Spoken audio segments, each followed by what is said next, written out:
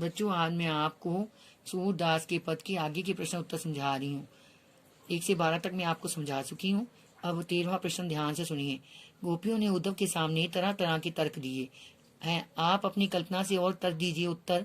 गोपियां उद्धव, यदि यह योग संतोष इतना ही प्रभावशाली है तो कृष्ण इसे कुब्जा को क्यों नहीं देते? तुम यूं करो, यह योग संदेश कुब्जा को जाकर दो और बताओ, जिसकी जुबान पर भी मीठी खान का स्वाद चढ़ गया हो वह योग रूपिणी बोड़ी क्यों खाएगा? फिर यह भी तो सोचो कि योग मार्ग कठिन है, इसमें कठिन साधना करनी पड़ती है। हम गोपियां कोमल शरीर वाली और मधुर मन वाली हैं, हमसे यह कठोर साधना कैसे हो पाएगी? हमारे लिए ये मार्ग असंभव है। प्रश्न 14।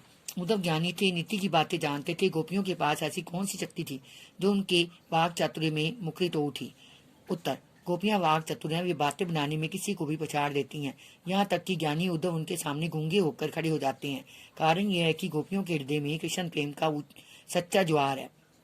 यही उमड़ाव, यही जबरदस्त आवेग उद्धव की बोलती बंद कर देता है। सच्चे प्रेम में इतनी शक्ति है कि बड़े से बड़ा ज्ञानी भी उसके सामने घुटने टेक देता है।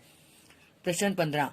गोपियों ने यह क्यों कहा कि हरि अब राजनीति पढ़ाए हैं? क्या आपको गोपियों के इस कथन का विस्तार समकालीन राजनीति में नजर आता है? स्पष्ट कीजिए उत्तर। जब गोपियों ने देखा कि जिस कृष्ण की वे बहुत समय से प्रतीक्षा करी थी वे नहीं आए, उसकी जगह कृष्ण से दूर ले जाने वाला योग संदेश आ गया, तो उन्हें इसमें श्री कृष्ण की एक चाल नजर आई। वे उसे अपने साथ छल समझने लगी। इसलिए उन्होंने आरोप लगाया कि हरि है राजनीति पढ़ी आए। आज की राजनीति तो सिर से पैर तक छल कपट से भरी हुई है। किसी भी राजनेता के वायदों पर विश्वास नहीं रह गया है।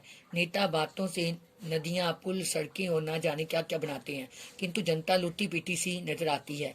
आजादी के बाद गरीबी हटाओ का नारा लग रहा है, किंतु तब से लेकर आज तक गरीबों की कुल संख्या में वृद्धि हो रही है। इसलिए गोपियों का ये कथन समकालीन राजनीति पर खरा उतरता है। बच्चों, ये अन्य महत्वपूर्ण प्रश्न को भी याद करना है आपने। प्रश्न 1। उदो तुम हो अति बड़भागी में किन लोगों पर व्यंग्य है? सूरदास इसके माध्यम से क्या कहना चाहते हैं? उत्तर। इस काव्यांश में कृष्ण के प्रेम से वंचित लोगों पर व्यंग्य है। जिन लोगों ने भगवान से कभी प्रेम नहीं किया उनका जीवन व्यर्थ है। वे जीवन के सबसे मूल्यवान अनुभव से वंचित रहे हैं। वे अभागे हैं। प्रभु प्रेम से चाहे कितनी भी तड़फ और ना हो, किंतु जीवन की सार्थकता उसी से मिलती है। प्रश्न 2। गोपियों के अनुसार पीटी नदी में किसने पैर नहीं रखा है और उन्हें उसकी दृष्टि में क्या अभाव दिखाई दे रहा है? उत्तर। गोपियों के अनुसार उद्धव ने कभी पीटी नदी में पैर नहीं रखा। उसके अनुसार प्रेम के अभाव में उद्धव का जीवन व्यर्थ है, वह अभागा है। प्रश्न 3। उद्धव गोपियों के लिए कौन सा रोग लेकर आ गई, जैसा ना तो उन्होंने कभी सुना, ना देखा या अनुभव ही किया?